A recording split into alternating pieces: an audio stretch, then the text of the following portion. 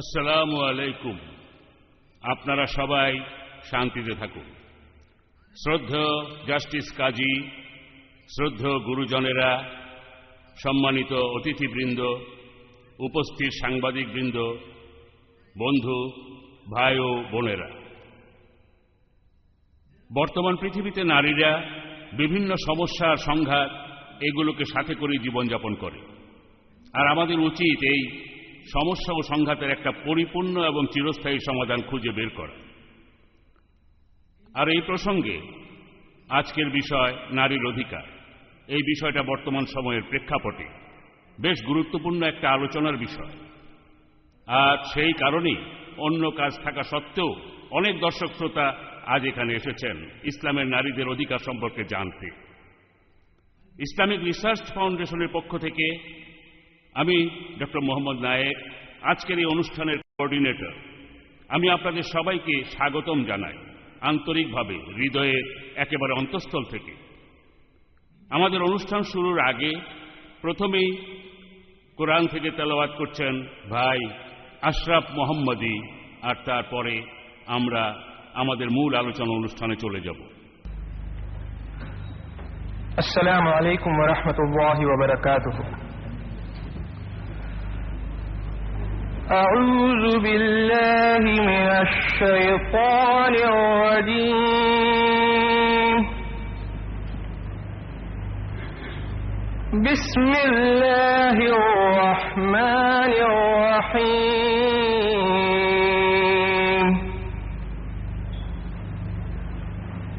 ইয়া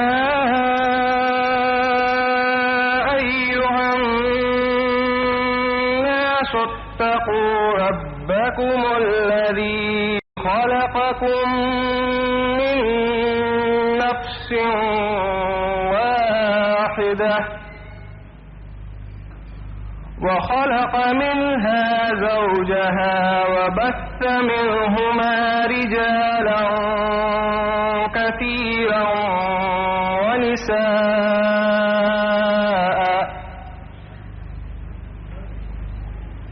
واتقوا الله الذي تساءلون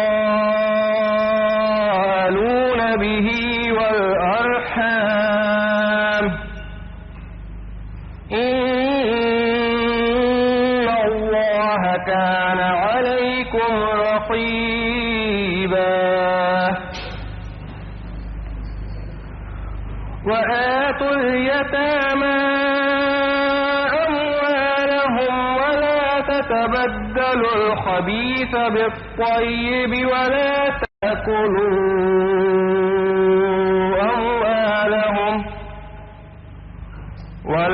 تأكلوا أموالهم إلى أموالكم إنه كان حوبا كبيرا صدق الله العظيم। ধন্যবাদ ভাই আশরাফ। আপনাদের মধ্যে যারা আইআরএফ এবং এর কার্যক্রম সম্পর্কে জানেন না, তাদের জন্য আমি সংক্ষেপে আইআরএফ এর পরিচিতি ও কার্যক্রম সম্পর্কে বলবো। আইআরএফ এর তার কার্যক্রম শুরু করে 1991 সালের ফেব্রুয়ারিতে। শিক্ষিত মুসলমান তরুণদের মধ্যে ইসলামের সঠিক শিক্ষাটা ছড়িয়ে দেওয়ার জন্য এর উৎপত্তি। এই তরুণরা হয়তো ইসলামের শিক্ষা সম্পর্কে অজ্ঞ, তারা হয়তো তাদের নিজেদের ধর্ম ইসলামকে নিয়ে হীনমন্যতায় ভোগে, আর তারা হয়তো ইসলামের বিভিন্ন নিয়ম কানুন আর বিধিনিষেধ সম্পর্কে জানে না। আইআরএফ পুরো পৃথিবীতেই ইসলামকে ছড়িয়ে দেওয়ার শপথ নিয়েছে। এখন আইআরএফ তার মূল কার্যক্রমের পাশাপাশি অন্যান্য ক্ষেত্রেও সমান তালে কাজ করে যাচ্ছে, বিশেষ করে মানব উন্নয়নমূলক বিভিন্ন কাজে এবং শিক্ষামূলক কার্যক্রমে। আইআরএফ এর জনপ্রিয় কাজের মধ্যে আপনারা পাবেন 1300-রও বেশি ভিডিও ক্যাসেট এবং 4000-এরও বেশি অডিও ক্যাসেট ইসলাম ও অন্যান্য ধর্মের উপর। এগুলো বোম্বেতে বিনা খরচে ভাড়া দেওয়া হয়। এছাড়াও এখানে আরও পাবেন 50টিরও বেশি প্রকাশিত বই ইসলাম ও অন্যান্য ধর্মের উপর, যেগুলো আপনারা চাইলেই বিনা খরচে পাবেন পুরো ইন্ডিয়া জুড়ে। শিক্ষা প্রসারের জন্য বর্তমান সময়ের প্রেক্ষাপটে আমাদের এই দেশে আইআরএফ এডুকেশনাল ট্রাস্ট প্রতিষ্ঠিত হয়েছে এখন থেকে 1.5 বছর আগে, আর ডক্টর জাকির হলেন এই প্রতিষ্ঠানের চেয়ারম্যান। আজকে ডক্টর জাকির যে বিষয় নিয়ে কথা বলবেন সেটা হল ইসলাম ধর্মে নারীর অধিকার, আধুনিক নাকি সেকেলে। লেকচারের পরেই থাকবে প্রশ্ন ও উত্তর পর্ব, যেখানে আপনারা ডক্টর জাকিরকে বিভিন্ন রকম প্রশ্ন করতে পারেন আজকের যে বিষয়টা সেই বিষয়ের উপর একেবারে খোলাখুলি ভাবে। যখন আমরা নারীর অধিকার আর ন্যায় বিচারের কথা বলছি, যেটা আজকের এই অনুষ্ঠানের বিষয়, ইসলামিক শরিয়া অনুযায়ী নারীর অধিকার এই প্রসঙ্গে, সেক্ষেত্রে এটা প্রাসঙ্গিক যে আমাদের সামনে এ ব্যাপারে কিছু বলবেন স্বনামধন্য বিচারপতি শ্রদ্ধেয় জাস্টিস মোহাম্মদ মুজিবউদ্দিন কাজী, যিনি আজকের এই অনুষ্ঠানের সভাপতি। জাস্টিস এম কাজী গত 13 বছর ধরে 1968 থেকে 1981 পর্যন্ত ছিলেন বোম্বে হাইকোর্টে নাগপুর শাখার সরকারি পক্ষের উকিল। সে সময় তিনি ছিলেন গভর্নমেন্ট অব মহারাষ্ট্রের সবচেয়ে উঁচু পদের ল অফিসার। এরপর জাস্টিস কাজী হলেন প্রথম মুসলিম জাস্টিস MC সাগরার পরে যিনি বোম্বের হাইকোর্টের একজন জাজ হিসাবে বার থেকে বেঞ্চে পদোন্নতি পান, যে হাইকোর্টে তিনি বিচারের কাজ চালিয়ে গেছেন 1981 সাল থেকে 1992 সাল পর্যন্ত। 1992 সালে তার অবসর গ্রহণের সময় সেন্ট্রাল ইন্ডিয়ার একটি নামকরা খবরের কাগজ দ্য হিতওয়াদা তার সম্পর্কে এই কথা লিখেছিল। জাস্টিস কাজী হলেন অবলুপ্ত প্রায় ভদ্রলোক বিচারপতিদের প্রজন্মের একজন প্রতিনিধি। জাস্টিস কাজী বর্তমানে মাইনরিটি কমিশনের একজন সদস্য। এছাড়াও তিনি ছিলেন নয়াদিল্লির ইসলামিক অ্যান্ড কম্পারেটিভ ল জার্নালের অ্যাডভাইজারি কমিটির সদস্য। হাইকোর্টের জাজ হিসাবে অবসর গ্রহণের পরে জাস্টিস কাজী অত্যন্ত সম্মানের সাথে মহারাষ্ট্র অ্যাডমিনিস্ট্রেটিভ ট্রাইব্যুনালের চেয়ারম্যানের পদ অলঙ্কৃত করেছেন, যে পদটি বোম্বের হাইকোর্টের প্রধান বিচারপতির পদমর্যাদার সমান। উচ্চ ক্ষমতা সম্পন্ন এই ট্রাইব্যুনালটি বোম্বের হাইকোর্টের বিভিন্ন কার্যক্রমের সাথে একটি পরিপূরক হিসাবে কাজ করে যাচ্ছে। এছাড়াও তার হ্যান্ডবিল ডিমিনোর, সেখানে তিনি মানুষের অধিকার নিয়ে কথা বলেছেন, আর মানুষের প্রতি এই ভালোবাসা তাকে পরিণত করেছে একজন শ্রদ্ধাভাজন ব্যক্তিত্বে। আজকের অনুষ্ঠানে সভাপতির দায়িত্বটাও তিনিই পালন করছেন। তিনি প্রথমে আপনাদের আজকের আলোচনার বিষয়বস্তুর গুরুত্ব সম্পর্কে কিছু বলবেন, তারপর আপনাদের সাথে পরিচয় করিয়ে দেবেন ডক্টর জাকির নায়েককে, যাকে তিনি বেশ ভালোভাবেই চেনেন। ভাই ও বোনেরা, জাস্টিস MM কাজী।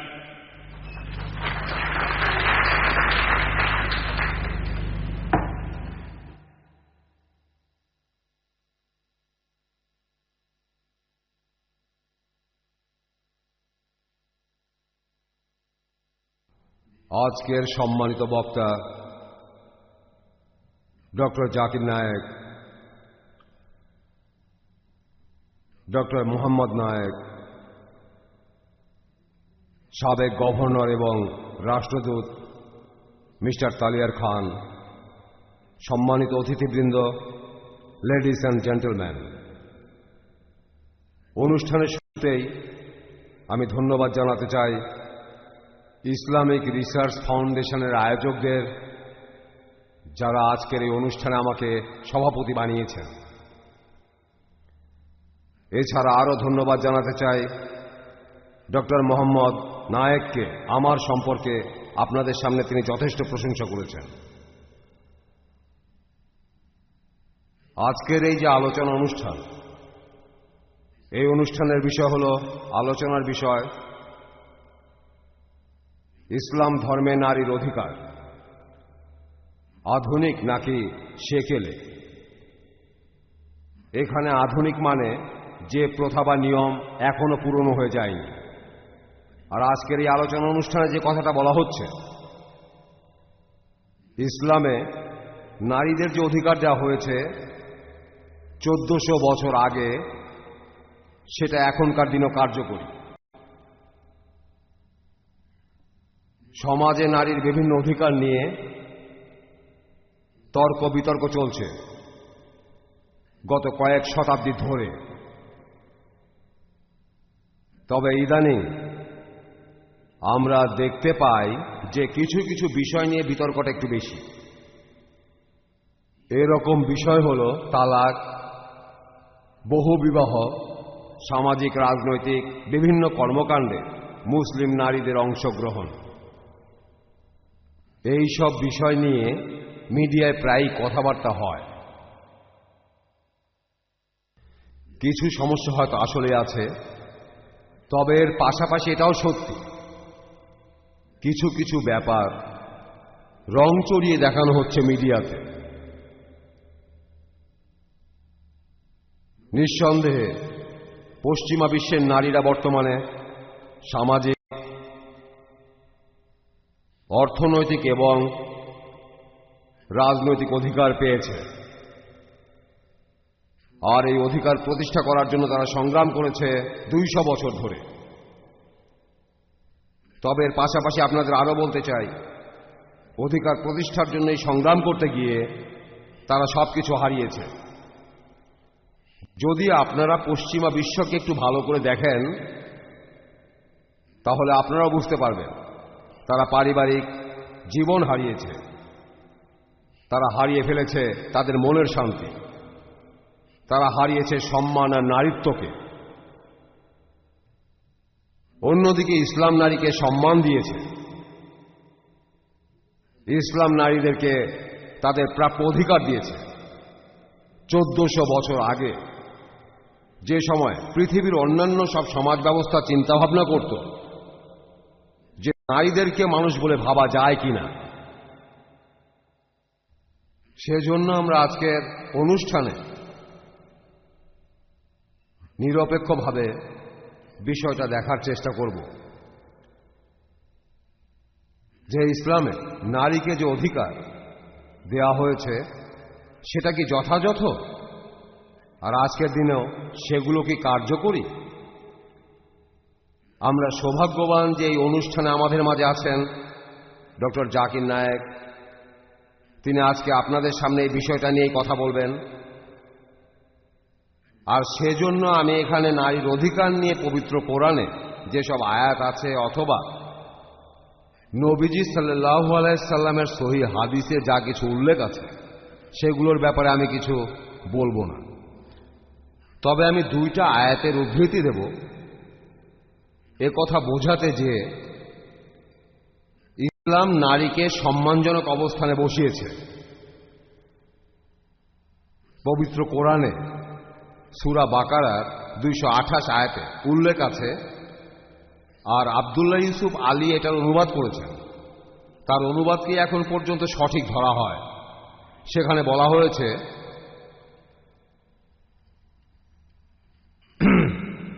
এবং নারীদের তেমনি ন্যায়সঙ্গত অধিকার আছে যেমনটা আছে তাদের উপর পুরুষদের, কিন্তু নারীদের উপরে পুরুষদের মর্যাদা আছে। আপনারা একবার পবিত্র কোরআনের এই আয়াতটার কথা ভাবেন। এই আয়াতে একেবারে স্পষ্ট করেই বলা হয়েছে যে পুরুষ এবং নারীর একে অন্যের উপর সমান অধিকার রয়েছে। এই কথাগুলো, এই আয়াতের কথাগুলো পবিত্র কোরআনের কোনো জায়গাতেই বদল করা হয়নি। তারপরে এই আয়াতটা আরো বলছে যে নারীদের উপরে পুরুষদের কিছু বিশেষ মর্যাদা রয়েছে। আমাদেরকে এই কথাগুলোর অর্থ পরিষ্কারভাবে বুঝতে হবে, কারণ বেশিরভাগ মানুষই এই কথাগুলোর ভুল অর্থ বোঝে। অনেক বিশেষজ্ঞরাও এই কথাগুলোর ভুল ব্যাখ্যা দিয়েছেন। তবে এই প্রসঙ্গে আমি আপনাদের বলবো, এই কথাটার সাথে পুরুষ ও নারীর অধিকারের কোনো সম্পর্ক নেই। আমরা পুরুষ এবং নারীর অধিকার নিয়ে যখন কথা বলতে যাচ্ছি, সেটা একেবারে পরিষ্কারভাবেই বলা হয়েছে এই আয়াতটার প্রথম অংশে যে পুরুষ এবং নারীর একে অন্যের উপর সমান অধিকার রয়েছে,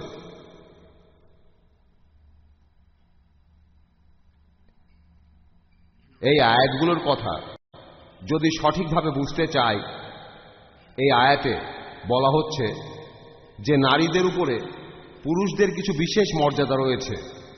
এই প্রসঙ্গে আমি আরেকটা আয়াতের উদ্ধৃতি দেব। পবিত্র কোরআনের সূরা নিসার 34 আয়াতে বলা হয়েছে, এই অনুবাদটাতে পরিষ্কার করে বলা হয়েছে, পুরুষরা হলো নারীদের রক্ষাকারী এবং কর্তা। কারণ আল্লাহ সুবহানাহু ওয়া তাআলা তাদের একজনকে অপরের উপর শ্রেষ্ঠত্ব দিয়েছেন, এই জন্য যে পুরুষরাই তাদের ধন সম্পদ ব্যয় করে নারীদের উপর। এই আয়াতে আরো বলা হয়েছে যে পুরুষরা হলো নারীদের রক্ষাকারী এবং কর্তা। এরপরে বলা হয়েছে আল্লাহ একজনকে অন্যের উপর শ্রেষ্ঠত্ব দিয়েছেন। এটা সত্যি যে নারীরা অপেক্ষাকৃত দুর্বল, আর বিশেষ বিশেষ কিছু ক্ষেত্রে নারীদেরকে রক্ষা করার প্রয়োজন পড়ে। বৈজ্ঞানিকভাবে পুরুষদের শক্তি বেশি, এই কথাটা এখন আমরা জানি যে বৈজ্ঞানিকভাবে প্রমাণিত। সন্দেহ নেই প্রকৃতি পুরুষকে এই সুবিধা দিয়েছে, এটার পেছনে পুরুষদের কোনো কৃতিত্ব নেই, আর এই কারণে নারীদেরও লজ্জিত হওয়ার কারণ নেই, কোনো কারণ নেই। তবে আমি বলবো যে পুরুষদের এই সুবিধাগুলো দেওয়া হয়েছে যাতে করে তারা তাদের দায়িত্ব এবং কর্তব্যগুলো সঠিকভাবে পালন করতে পারে। পুরুষকে সম্মানজনক দায়িত্ব দেওয়া হয়েছে। পুরুষ হল নারী রক্ষাকারী এবং কর্তা, আর সেজন্য পুরুষকে বিশেষ মর্যাদা দেওয়া হয়েছে। এর সাথে অধিকারের কোনো সম্পর্ক নেই, এই কথাটা আমি আগেই বলেছি।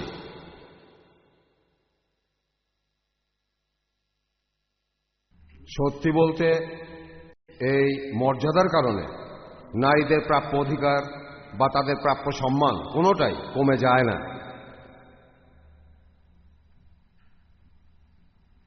পুরুষ ও নারীর অধিকার নিয়ে আমরা যখন কথা বলছি, তখন আমি আপনাদের সবাইকে অনুরোধ করব, আপনারা বর্তমানের পৃথিবী আর সমাজের অবস্থাও ভেবে দেখবেন। আমার মত অনুযায়ী পুরুষদের সবচেয়ে গুরুত্বপূর্ণ আর মহৎ দায়িত্বগুলোর একটা নারীদের নিরাপত্তা নিশ্চিত করা। এই কথাগুলোর অর্থ আসলে বেশ গভীর। এই নিরাপত্তার ব্যাপারটা আসলে শুধু একজন মানুষের জীবন বাঁচানোর মতো কোনো ব্যাপারই নয়। সবার আগে আপনাদেরকে এই ব্যাপারটা বুঝতে হবে।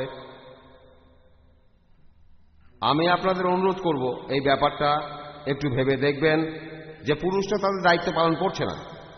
আপনারা যদি ভালো করে দেখেন, কোনো সন্দেহ নেই যে তখন আপনারাও বাধ্য হবেন যে পুরুষরা তাদের সবচেয়ে গুরুত্বপূর্ণ দায়িত্বটাই পালন করছে না, তারা নারীদের নিরাপত্তা নিশ্চিত করছে না। আর এভাবেই পুরুষরা তাদের প্রধান কর্তব্যগুলোর একটা এড়িয়ে চলছে।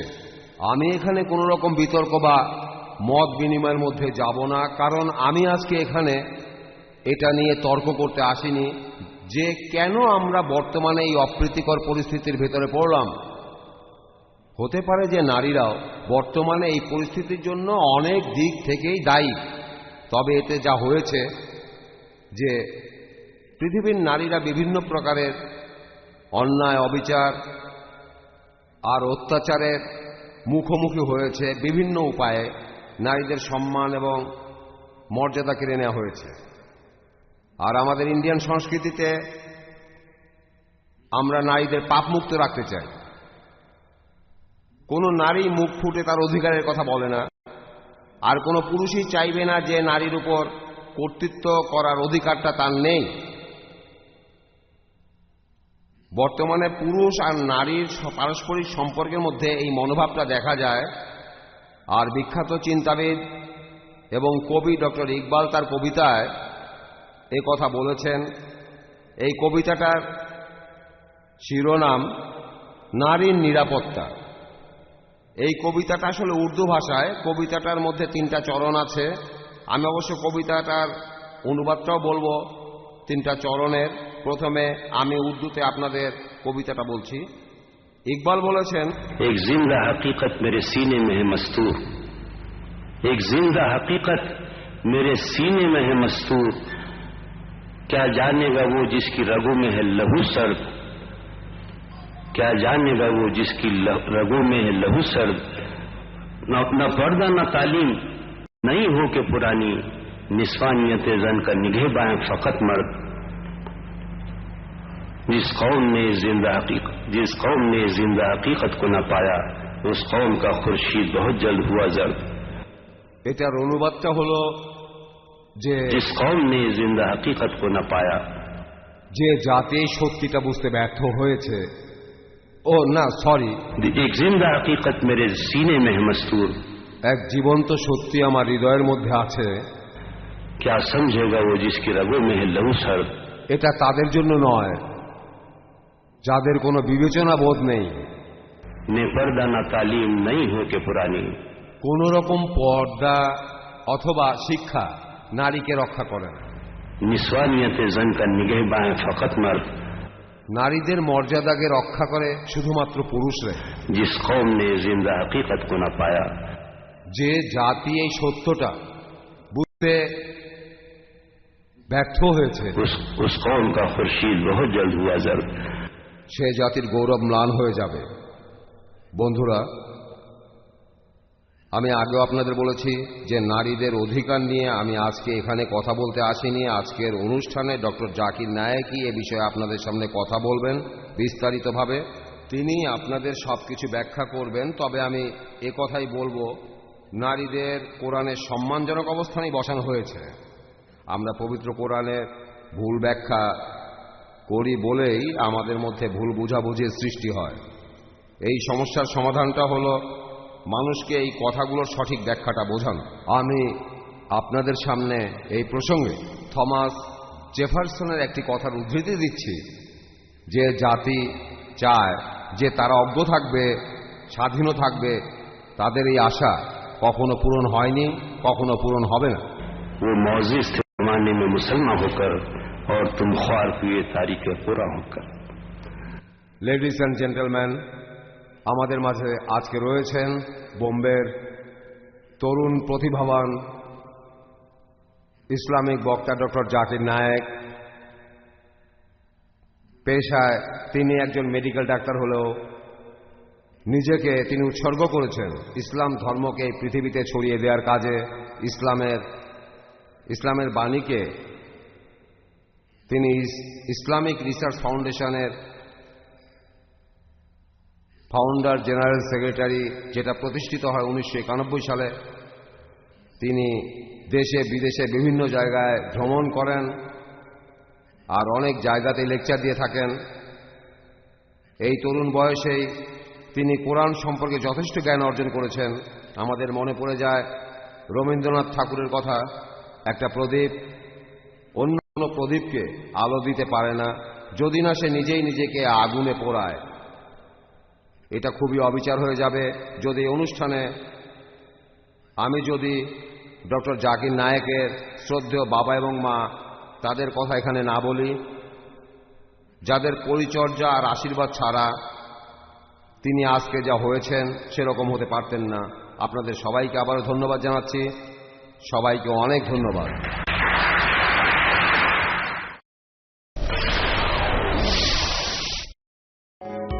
বাবা, ইউ আর রিয়েলি গ্রেট। তোমার সিদ্ধান্তই সঠিক। সন্তানকে আইআইইউসি ঢাকা ক্যাম্পাসে ভর্তি করে আমি নিশ্চিন্ত। মাল্টিমিডিয়া পিসি এলিফ্যান্ট রোডের কাটাবন মসজিদ কমপ্লেক্সে অবস্থিত কম্পিউটার বিক্রয়ের একটি অনন্য প্রতিষ্ঠান মাল্টিমিডিয়া পিসি। এখানে কম্পিউটারের যাবতীয় অ্যাক্সেসরিজ পাওয়া যায় এবং কম খরচে অভিজ্ঞ ইঞ্জিনিয়ার দ্বারা কম্পিউটার, প্রিন্টার, মনিটর সার্ভিসিং করা হয়। এছাড়াও দেশি বিদেশি 2000-এরও অধিক ইসলামী সিডি, ভিসিডি থেকে আপনার পছন্দের কপিটি সংগ্রহ করুন।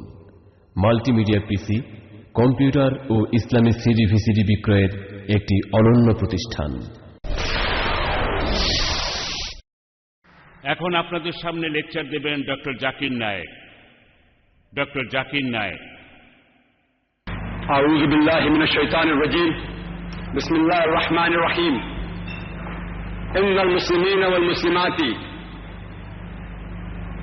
والمؤمنين والمؤمنات والقانتين والقانتات والصادقين والصادقات والصابرين والصابرات والخاشئين والخاشئات والمتصدقين والمتصدقات والصائمين والصائمات والحافظين فروجهم والحافظات والذاكرين الله كثيرا والذاكرات أعد الله لهم مغفرة وأجرا عظيما بسم الله الرحمن الرحيم رب اشرح لي صدري ويسر لي أمري واحلل عقدة من لساني يفقهوا قولي। শ্রদ্ধেয় জাস্টিস এম কাজী, শ্রদ্ধেয় গুরুজনেরা এবং প্রিয় ভাই বোনেরা, সবাইকে শুভেচ্ছা জানাচ্ছি ইসলামিক নিয়মে। আসসালামু আলাইকুম ওয়া রাহমাতুল্লাহি ওয়া বারাকাতুহু।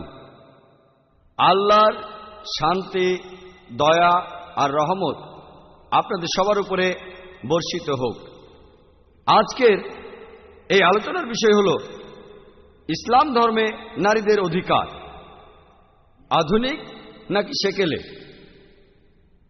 অক্সফোর্ড ডিকশনারি অনুযায়ী নারীদের অধিকার হচ্ছে সেই অধিকার যেখানে নারী ও পুরুষের সামাজিক ও আইনগত অধিকার নিশ্চিত করা হয়। অক্সফোর্ড ডিকশনারি অনুযায়ী এই অধিকারগুলো হলো নারীদের জন্য যেগুলো পুরুষের সমান। উদাহরণস্বরূপ বলা যেতে পারে ভোট দেওয়ার অধিকার, সম্পত্তি পাওয়ার অধিকার ইত্যাদি। মডার্নাইজিং এটার অক্সফোর্ড ডিকশনারি অনুযায়ী অর্থ আধুনিকায়ন, আধুনিক চাহিদা অনুযায়ী পরিবর্তন করা। ওয়েবস্টার ডিকশনারি অনুযায়ী কোনো কিছু আধুনিক করা মানে কোনো কিছুতে নতুন বৈশিষ্ট্য আরোপ করা। যেমন ধরুন, কারো আইডিয়াকে আধুনিক করা।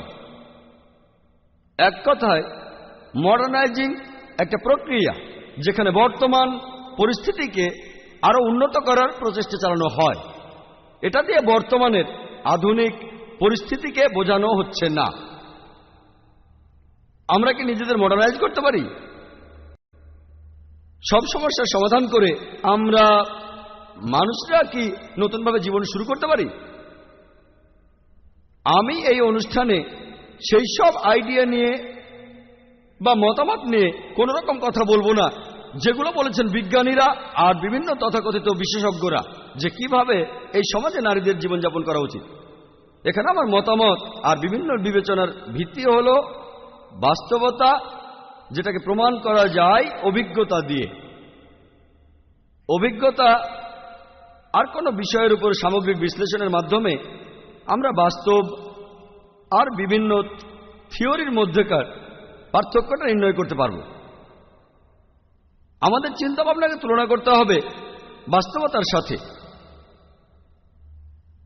তা না হলে হতে পারে আমাদের মন মানসিকতা বিপথে চলে যাবে। এটা সত্যি একসময়ের জ্ঞানী লোকেরা বিশ্বাস করত যে এই পৃথিবী সমতল। যদি মেনে নেই ইসলামে নারীর অধিকার ঠিক সেই রকম যেভাবে পশ্চিমা মিডিয়া বলে, আমাদের কোনো দ্বিধা ছাড়াই মানতে হবে যে ইসলামে নারীর অধিকারের বিষয়টা সেকেলে। পশ্চিমারা যে নারী স্বাধীনতার কথা বলে সেটা আসলে আড়ালে নারীর শরীরকে শোষণ করে, সম্মানের অবমাননা করে আর আত্মাকে প্রবঞ্চিত করে। এই পশ্চিমা বিশ্ব যারা বলে ইসলামে নারীর অবস্থানকে উপরে তুলতে হবে, তারা আসলে নারীদের পরিণত করেছে উপপত্নীতে, রক্ষিতাতে, রংচঙে প্রজাপতিতে। আর এই নারীরা আসলে পণ্য সামগ্রী বিভিন্ন সেক্স মার্কেটিয়ার আর ভোগবিলাসীদের কাছে, যারা লুকিয়ে থাকে আর্ট অ্যান্ড কালচারের রংচঙে পর্দার পেছনে। ইসলাম ধর্মের বৈপ্লবিক বিভিন্ন আইন কানুন নারীদেরকে তাদের প্রাপ্য সম্মান আর মর্যাদা দিয়েছে সময়ের অজ্ঞানতার যুগে 1400 বছর আগে। ইসলাম ধর্মের উদ্দেশ্য সবসময়ের জন্যই ছিল আমাদের চিন্তাকে আধুনিক করা। আমাদের জীবন, যা কিছু দেখি, যা কিছু শুনি, যা অনুভব করি, এগুলো আধুনিকায়নের পাশাপাশি সমাজের নারীর অধিকারকে নিশ্চিত করা এবং নারীকে সমাজের বিভিন্ন শৃঙ্খল থেকে মুক্ত করা। আজকের এই বিষয়ে কথা বলার আগে আমি আপনাদেরকে কয়েকটা বিষয় জানিয়ে দিতে চাই। বিষয়গুলো হচ্ছে, বর্তমানে পৃথিবীর প্রায় 5 ভাগের 1 ভাগ মানুষ ইসলাম ধর্মের অনুসারী। মুসলিমদের বিভিন্ন রকম গোত্র আছে, কেউ কেউ ইসলাম ধর্মের কাছাকাছি আর কেউ কেউ ইসলামের থেকে দূরে। ইসলাম ধর্মে নারীদের অধিকার, এটাকে আমরা দেখব মূল উৎসগুলোর উপর ভিত্তি করে। একজন মুসলিম বা মুসলিম সমাজের কাজ, আমরা এর বিচার করতে যাব না। ইসলাম ধর্মের মূল দলিলগুলো হল পবিত্র কোরআন, সর্বশেষ আসমানি কিতাব, আর বিভিন্ন সহিহ হাদিস, আমাদের নবীজি মুহাম্মদ সাল্লাল্লাহু আলাইহি সাল্লাম এবং বিভিন্ন দৃষ্টান্ত। কোরআন কখনোই নিজের সাথে পরস্পর বিরোধী হবে না, আর সহিহ হাদিসও পরস্পর বিরোধী হবে না। এমনকি এই দুটো বইয়ের কথা একে অন্যের সাথে পরস্পর বিরোধী হবে না। এরকমও হয় মাঝে মধ্যে বিশেষজ্ঞরা ভুল বোঝেন। বেশিরভাগ ক্ষেত্রেই এই ভুল ধারণা দূর করা যায় যদি শুধুমাত্র একটা আয়াতের বিশ্লেষণ না করে তার প্রসঙ্গটা বিশ্লেষণ করেন। কারণ কোরআনের একটি বিশেষ আয়াতে যদি আপনার মধ্যে কোনো দ্বিধা তৈরি হয়, প্রায় দেখা যায় আপনার প্রশ্নের উত্তরটা কোরআনের অন্য কোথাও আছে। কিছু মানুষ একটা আয়াতের কথা বলে, আগে পরের সবকিছু কথা বাদ দেয়। একেবারে শেষ পয়েন্টটা হলো, এটা প্রত্যেক মুসলিমের কর্তব্য, পুরুষ অথবা মহিলা সবারই উচিত আল্লাহর সন্তুষ্টির জন্য চেষ্টা করে যাওয়া, পৃথিবীতে আল্লাহ ট্রাস্ট হিসেবে কাজ করে যাওয়া, আর খ্যাতির পিছনে ছোটাছুটি করা ও আত্মকেন্দ্রিক কাজ থেকে বিরত থাকা। ইসলাম বিশ্বাস করে সাম্যবাদে নারী এবং পুরুষের, তবে এই সাম্যবাদ মানে অভিন্নতা নয়। ইসলাম ধর্মে পুরুষ এবং নারীর কাজ একে অন্যের পরিপূরক, পরস্পর বিরোধী নয়। অনেকটা অংশীদারি কারবারের মতো, এটা পরস্পর বিরোধী নয়। এতে আমরা উন্নতির দিকেই যাব। ইসলাম ধর্মে নারীর অধিকার, এটাকে আমি 6টা ভাগে ভাগ করেছি। প্রথমটা হচ্ছে আত্মিক অধিকার, দ্বিতীয়টা হচ্ছে অর্থনৈতিক অধিকার, তৃতীয়টা সামাজিক অধিকার, চতুর্থটা শিক্ষা গ্রহণের অধিকার, পঞ্চম আইনগত অধিকার, সর্বশেষ রাজনৈতিক অধিকার। আসুন দেখি ইসলাম ধর্মে নারীর আত্মিক অধিকারগুলো কি। ইসলাম ধর্ম সম্পর্কে পশ্চিমাদের সবচেয়ে বড় ভুল ধারণাটা হলো এই, তারা ভাবে যে ইসলামে বেহেশত শুধুমাত্র পুরুষদের জন্য, বেহেশত নারীদের জন্য কখনো নয়। এই ভুল ধারণার উত্তর দিতে গিয়ে বলা যায়, পবিত্র কোরআনে সূরা নিসার 124 নম্বর আয়াতে উল্লেখ করা হয়েছে যে ومن يعمل من الصالحات من ذكر أو أنثى وهو مؤمن فأولئك يدخلون الجنة ولا يظلمون نقيرا। যার অর্থ, ওদের মধ্যে কেউ যদি কোনো সৎ কাজ করে, হোক সে পুরুষ বা নারী, সে যদি মুমিন হয় তাহলে সে অবশ্যই জান্নাতে প্রবেশ করবে এবং তার প্রতি অনুপরিমাণও জুলুম করা হবে না।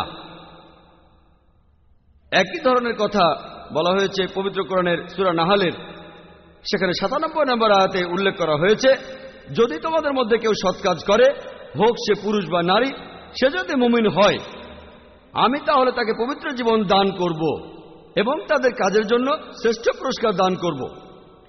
এর কারণ, ইসলাম ধর্মে বেহেশতে যাওয়ার জন্য আপনার লিঙ্গ গুরুত্বপূর্ণ নয়। ইসলামে নারীদের এই অধিকারকে আপনি কি বলবেন? এটা কি আধুনিক নাকি সেকেলে?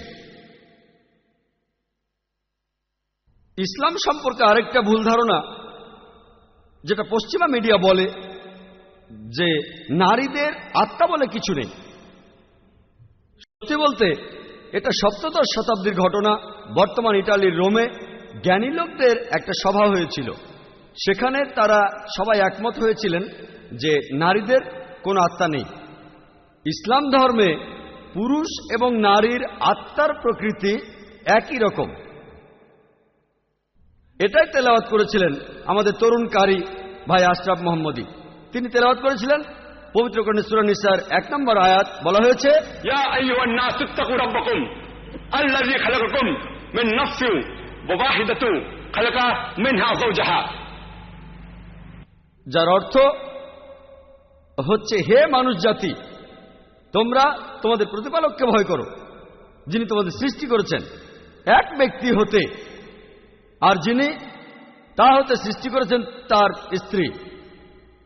একই ধরনের কথা আছে সূরা নাহালের 72 নম্বর আয়াতে উল্লেখ করা হয়েছে, বলা হয়েছে, আল্লাহ তোমাদের মধ্য থেকে সৃষ্টি করেছেন তোমাদের জোড়া তোমাদের মতো করেই।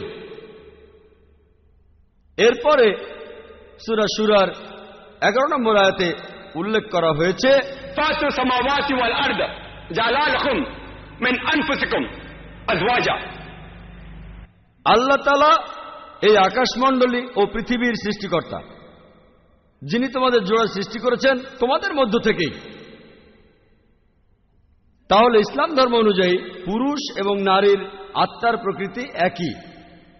এখন ইসলাম ধর্মের এই আইনকে কি আধুনিক বলবেন নাকি সেকেলে বলবেন? কোরআনে স্পষ্টভাবে বলা হয়েছে যে আল্লাহ সুবহানাহু ওয়া তাআলা মানুষের মধ্যে তার পক্ষ থেকে রূহ সঞ্চার করেছেন। পবিত্র কোরআনে সূরা হিজরের 29 নম্বর আয়াতে উল্লেখ করা হয়েছে, যখন আমি তাকে বানাবো সুঠামভাবে সমান অনুপাতে, আর যখন আমার পক্ষ হতে রূহ সঞ্চার করব, তোমরা তার প্রতি সিজদা অবনত হও। এই ধরনের কথা আছে পবিত্র কোরআনে সূরা সাজদার 9 নম্বর আয়াতে উল্লেখ করা হয়েছে, বলা হয়েছে, সুম্মা সাওয়াহু ওয়া নাফাখা ফিহি মিন রূহিহি, অর্থাৎ পরে তিনি উহাকে সুঠাম করলেন এবং তিনি উহাতে ফু দিয়েছেন তার রূহের কেউ অংশ হতে।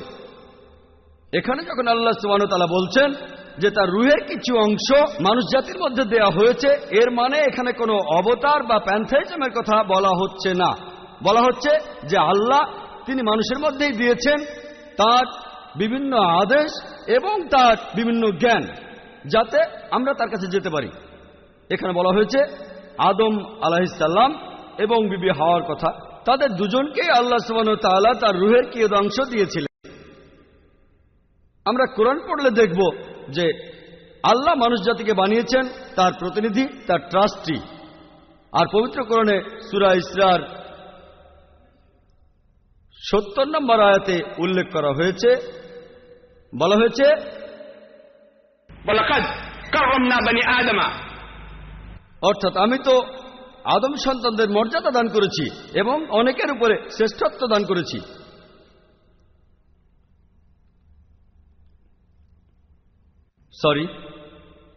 এখানে আদমের সকল সন্তানকেই সম্মান দেখানো হয়েছে, পুরুষ আর পাশাপাশি নারীদেরকেও। এমন কিছু ধর্মগ্রন্থ আছে, যেমন ধরেন বাইবেল, যেগুলো মানুষের পতনের জন্য দায়ী করে বিবি হাওয়াকে। সত্যি বলতে যদি কোরআন পড়েন, সূরা আরাফের 19 নম্বর আয়াত থেকে 27 নম্বর আয়াতে উল্লেখ করা হয়েছে, এখানে আদম আলাইহিস সালাম এবং বিবি হাওয়ার কথা বলা হয়েছে 1 ডজনেরও বেশি বার। দুজনেই আল্লাহর অবাধ্য হয়েছিলেন, দুজনেই ক্ষমা প্রার্থনা করেছিলেন, দুজনেই অনুতপ্ত হয়েছিলেন আর ক্ষমাও করা হয়েছিল। পবিত্র বাইবেলে বুক অব জেনেসিসের 3 নম্বর অধ্যায়ে মানুষ জাতির এই অধঃপতনের জন্য দায়ী হলেন শুধুমাত্র বিবি হাওয়া বা ইভ।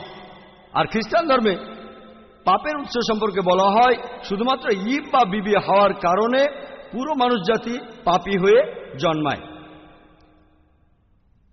আর পবিত্র বাইবেলে বুক অব জেনেসিসের 3 নম্বর অধ্যায়ের 16 অনুচ্ছেদে বলা হয়েছে যে পবিত্র বাইবেলের ঈশ্বর তিনি বলেছেন, নারীরা তোমরা শাস্তি হিসেবে গর্ভধারণ করবে এবং তোমরা প্রসব যন্ত্রণা ভোগ করবে এবং তোমাদের স্বামীর ইচ্ছাই হবে তোমাদের ইচ্ছা, সেই তোমাকে শাসন করবে। তার মানে গর্ভধারণ বা সন্তান প্রসব পবিত্র বাইবেলের কথা অনুযায়ী এগুলো নারীদের ছোট করে, আর প্রসব যন্ত্রণা এটা এক ধরনের শাস্তি। সত্যি বলতে আপনারা যদি কোরআন পড়েন, গর্ভধারণ আর সন্তান প্রসব নারীদের সম্মান বাড়িয়ে দিয়েছে। যদি সূরা নিসা পড়েন সেখানে 1 নম্বর আয়াতে উল্লেখ করা আছে, তোমার মায়ের গর্ভকে সম্মান করো। পবিত্র কোরআনে সূরা লুকমানের 14 নম্বর আয়াতে উল্লেখ করা হয়েছে, বলা হয়েছে, ওয়াসাইয়ান্নাল ইনসানা বিওয়ালিদাইনি ইহসানা, আমি মানুষকে তার বাবা মায়ের সঙ্গে সদাচরণের নির্দেশ দিয়েছি। কষ্টের পর কষ্ট বরণ করে মা সন্তানকে গর্ভে ধারণ করে এবং দুধ ছাড়ানো হয় 2 বছর বয়সে। একই ধরনের কথা আছে সূরা আহকাফে 15 নম্বর আয়াতে উল্লেখ করা হয়েছে, রিপিট হয়েছে, ওয়াসাইয়ান্নাল ইনসানা বিওয়ালিদাইহি ইহসানা, আমি মানুষকে তার বাবা মার সাথে সদ্ব্যবহারের নির্দেশ দিয়েছি, সদাচরণের নির্দেশ দিয়েছি। কষ্টের সাথে তার মা তাকে গর্ভে ধারণ করে আর কষ্টের সাথে সেই সন্তান প্রসব করে। কোরআন অনুযায়ী গর্ভধারণ নারীদের সম্মান বাড়িয়ে দিয়েছে, তাদেরকে ছোট করেনি। তাহলে ইসলাম ধর্মে গর্ভধারণ নারীকে আরো বেশি সম্মানিত করে। এখন একে কি আপনি আধুনিক বলবেন নাকি সেকেলে বলবেন? আল্লাহ সুবহানাহু ওয়া তাআলা আমাদের যেটা দিয়ে বিচার করবেন সেটা হলো তাকওয়া, আল্লাহকে মেনে চলা, ন্যায়নিষ্ঠা। পবিত্র কোরআনে সূরা হুজুরাতের 13 নম্বর আয়াতে উল্লেখ করা হয়েছে, হে মানুষ জাতি, আমি তোমাদের সৃষ্টি করেছি একজন পুরুষ ও একজন নারী হতে, পরে তোমাদের বিভক্ত করেছি বিভিন্ন জাতি ও গোত্রে, যাতে অন্যের সাথে পরিচিত হতে পারো। এজন্য না যে তোমরা একে অপরকে ঘৃণা করবে। আর তোমাদের মধ্যে আল্লাহর কাছে সেই ব্যক্তি মর্যাদা সম্পন্ন যে অধিক মুত্তাকী। লিঙ্গ, বর্ণ, গোত্র, সম্পদ এগুলো দিয়ে বিচার করা হয় না ইসলামে। একমাত্র বিচারের মাপকাঠি আল্লাহ সুবহানাহু ওয়া তাআলার কাছে হলো তাকওয়া। লিঙ্গের মাধ্যমে বিচার করে আল্লাহ সুবহানাহু ওয়া তাআলা কাউকে পুরস্কার বা শাস্তি দেন না। পবিত্র কোরআনে সূরা ইমরানের 195 নম্বর আয়াতে উল্লেখ করা হয়েছে যে,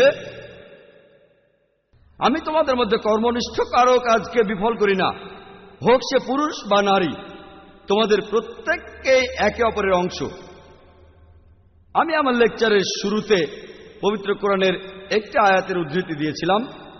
সূরা আহজাবের 35 নম্বর আয়াতে উল্লেখ করা হয়েছে, বলা হয়েছে, অবশ্য আত্মসমর্পণকারী পুরুষ ও আত্মসমর্পণকারী নারী, মুমিন পুরুষ এবং মুমিন নারী, ধার্মিক পুরুষ এবং ধার্মিক নারী, ধৈর্যশীল পুরুষ এবং ধৈর্যশীল নারী,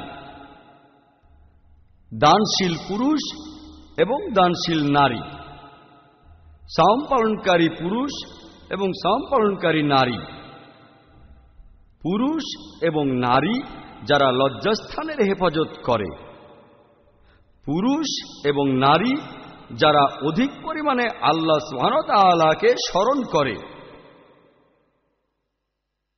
তাদের জন্য আল্লাহ তাআলা রেখেছেন ক্ষমা এবং মহাপ্রতিদান। কোরআনের এই আয়াত এই কথাই বলছে যে আমাদের আত্মিক কর্তব্য, বিভিন্ন নৈতিক কর্তব্য ইসলাম অনুযায়ী পুরুষ এবং নারীর জন্য সমান। দুজনকে বিশ্বাস আনতে হবে, সালাত আদায় করতে হবে, রোজা রাখতে হবে, গরিবদের যাকাত দিতে হবে, ইত্যাদি ইত্যাদি। কিন্তু ইসলামে নারীদের বেশ কিছু সুবিধাও দেওয়া হয়েছে। যদি কোনো নারীর মাসিক রজস্রাব হয় বা গর্ভধারণ হয়, তাহলে তার রোজা রাখতে হবে না, সেই রোজা রাখতে পারে পরে কোনো সময়ে যখন স্বাস্থ্য ভালো থাকবে। এছাড়াও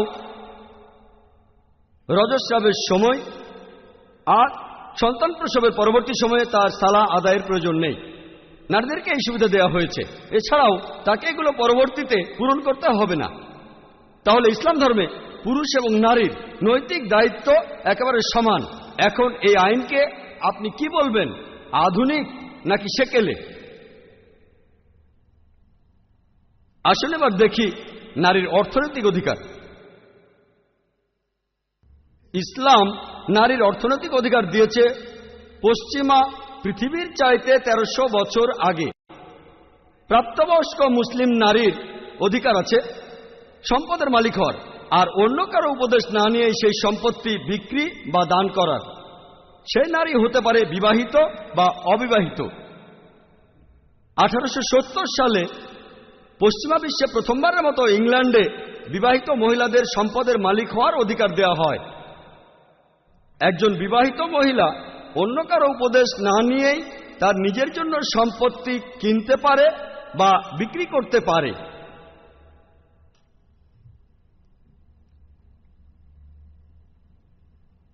আমি কথা মানছি যে ইসলাম ধর্ম নারীদেরকে তাদের অধিকার দিয়েছে 1400 বছর আগে।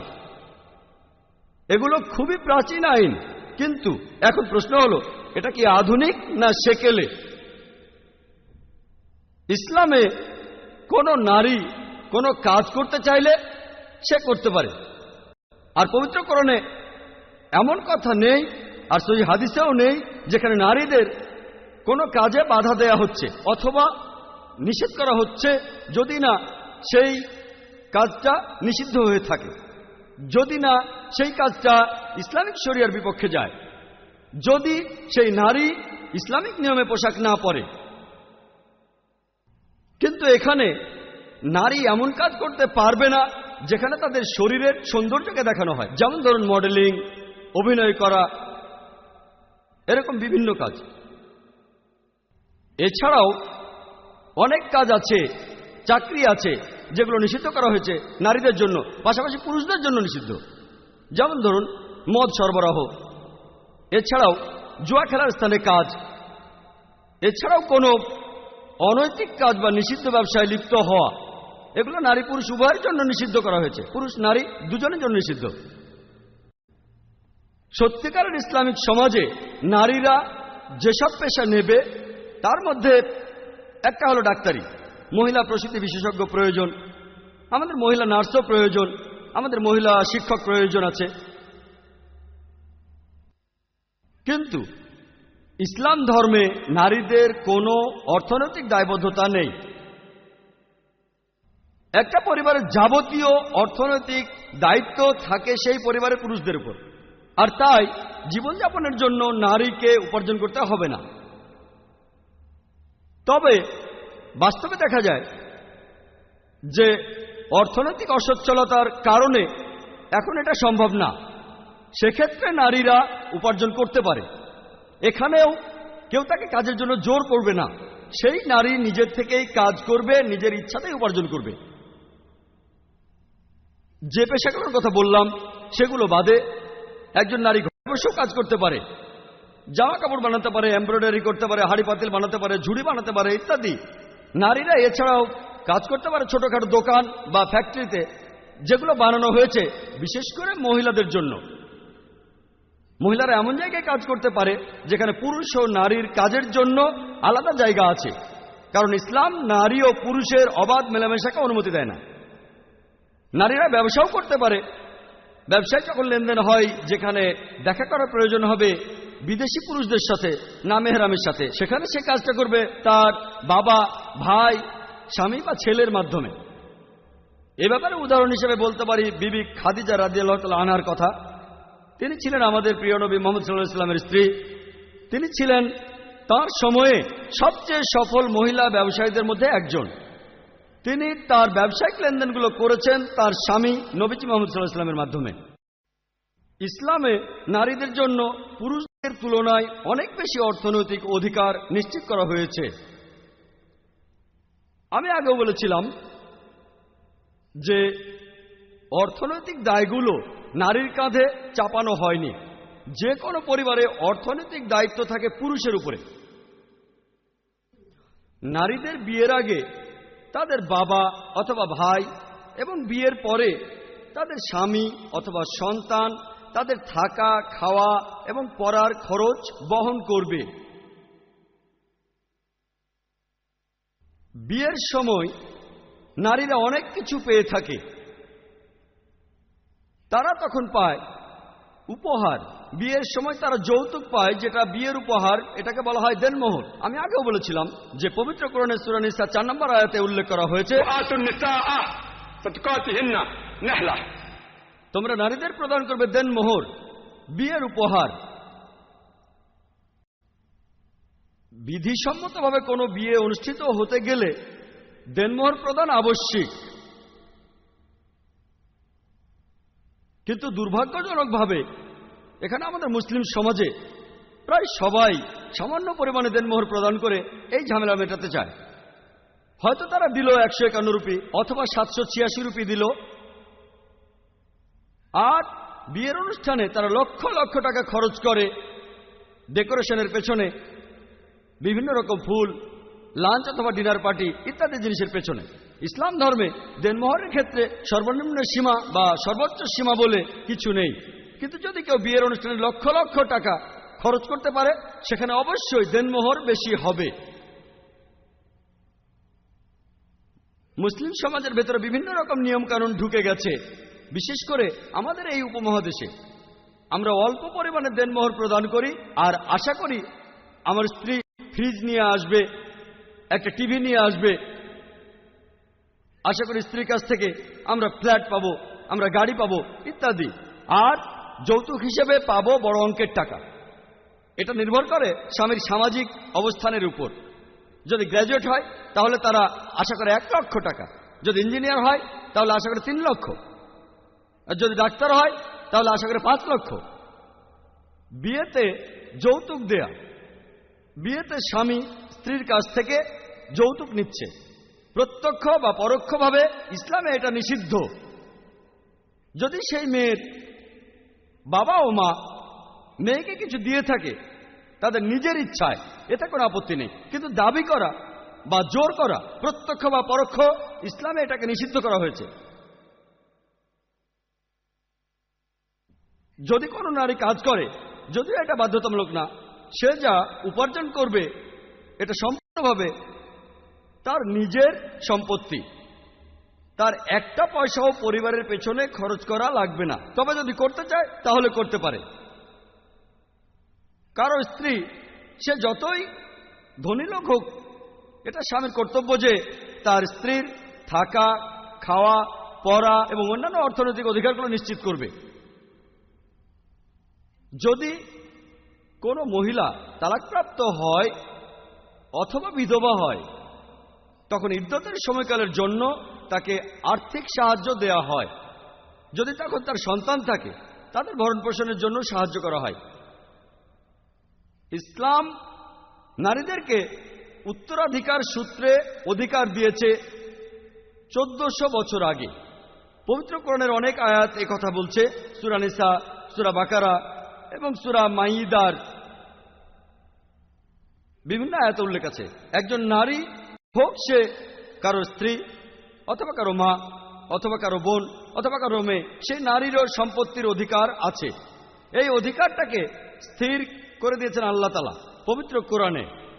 আমি এটাও জানি এই ব্যাপারটা নিয়ে প্রশ্ন আছে যে ইসলামে নারীদের যে সম্পত্তির অধিকার দেওয়া হয় সেটা অবিচার। এখানে আমার হাতে সময় কম, তাই বলতে পারছি না। ইনশাআল্লাহ পরে আমাকে প্রশ্ন করবেন, তখন আমি আরো বিস্তারিতভাবে এ বিষয়ে জানাতে পারব। আসুন এবার আমরা দেখি তারপরের অধিকারটা, নারীর সামাজিক অধিকার ইসলামে। সামাজিক অধিকারকে ভাগ করা যায় আরো 4টা ভাগে। সামাজিক অধিকার, কন্যা হিসেবে অধিকার, স্ত্রী হিসেবে, মা হিসেবে এবং বোন হিসেবে। প্রথমে দেখি ইসলামে নারীকে কন্যা হিসেবে কি অধিকার দেয়া হয়েছে।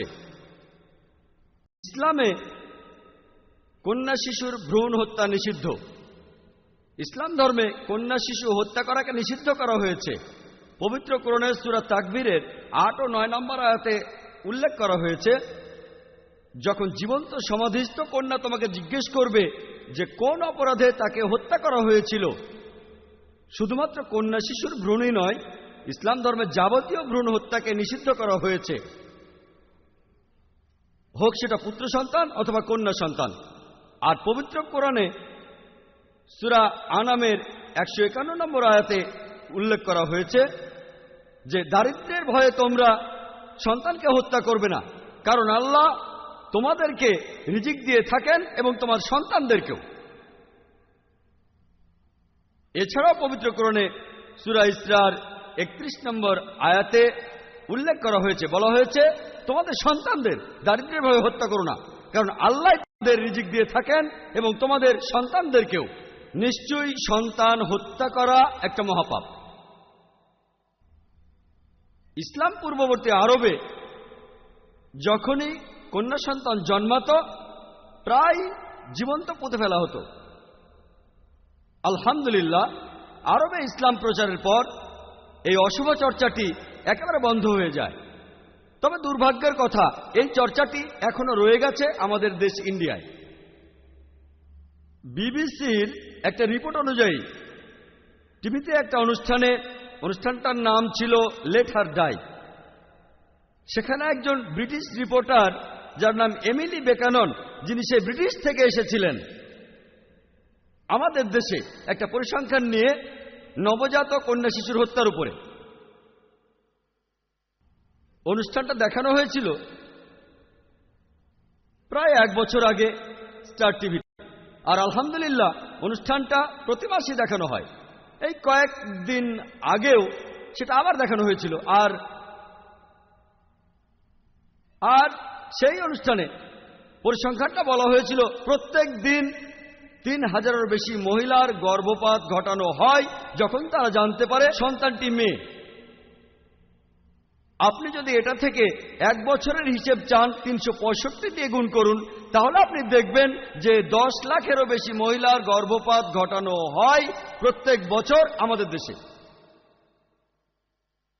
আপনারা বিলবোর্ড দেখবেন আর পোস্টার দেখবেন, এগুলো তামিলনাড়ু আর রাজস্থানে দেখবেন বলা হচ্ছে spend 500 rupees and save 5 lakh rupees. এর অর্থটা কি? আপনি 500 রুপি খরচ করেন ডাক্তারি পরীক্ষার পেছনে, যেমন অ্যামিনোসেন্টেন্টাস বা আল্ট্রাসোনোগ্রাফি, আর এভাবে সন্তানটা ছেলে না মেয়ে জেনে নিন। সন্তানটা মেয়ে হলে গর্ভপাত ঘটাতে পারেন, আর এভাবে বাঁচাবেন 5 লক্ষ রুপি। কিভাবে? মেয়েটাকে বড় করতে হলে টাকা খরচ হবে, তারপর তার বিয়ের সময় আরো টাকা খরচ হবে, যৌতুক দেবেন। তামিলনাড়ু প্রদেশের সরকারি হাসপাতালের রিপোর্ট অনুযায়ী কন্যা শিশু জন্মানোর পর প্রতি 10 জনের মধ্যে 4 জনকে হত্যা করা হয়।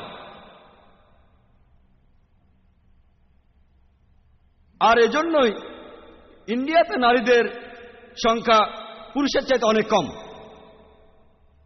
নবজাত কন্যা শিশু হত্যা করা হচ্ছে ইন্ডিয়াতে কয়েকশো বছর ধরে। যদি পরিসংখ্যান দেখেন, 1901 সালের আদমশুমারিতে প্রতি 1000 জন পুরুষের বিপরীতে সে সময় ইন্ডিয়ায় নারীর সংখ্যা ছিল 972 জন। আর 1981 সালের পরিসংখ্যান অনুযায়ী আদমশুমারি, সেখানে বলা হচ্ছে যে প্রতি 1000 জন পুরুষের বিপরীতে ইন্ডিয়ার নারীর সংখ্যা 934 জন। আর 1991 সালের আদমশুমারি আমাদের বলছে প্রতি 1000 জন পুরুষের বিপরীতে ইন্ডিয়ায় নারীর সংখ্যা 927 জন। তাহলে দেখতে পাচ্ছেন ইন্ডিয়ায় নারীর সংখ্যা দিন দিন কমে যাচ্ছে। আর এখন বিজ্ঞান আর চিকিৎসা উন্নত হয়েছে, এতে করে অশুভ চর্চাটি সুবিধা হয়েছে।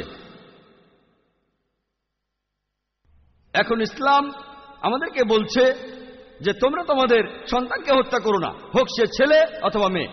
তাহলে ইসলামের এই নিয়মকে কি বলবেন? আধুনিক নাকি সেকেলে? ইসলাম শুধুমাত্র সন্তান হত্যাকে নিষিদ্ধ করছে না, এটাও নিষিদ্ধ করছে আর তিরস্কারও করা হয়েছে যে ছেলে সন্তানের জন্ম হলে আনন্দ করা আর মেয়ে সন্তানের জন্ম হলে সেটা নিয়ে দুঃখিত হওয়াকে।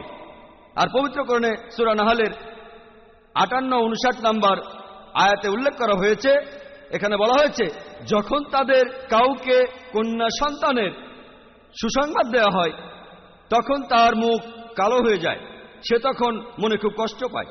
তাকে যে সুসংবাদ দেওয়া হয়েছে তার গ্লানির কারণে সে নিজ সম্প্রদায় হতে আত্মগোপন করে।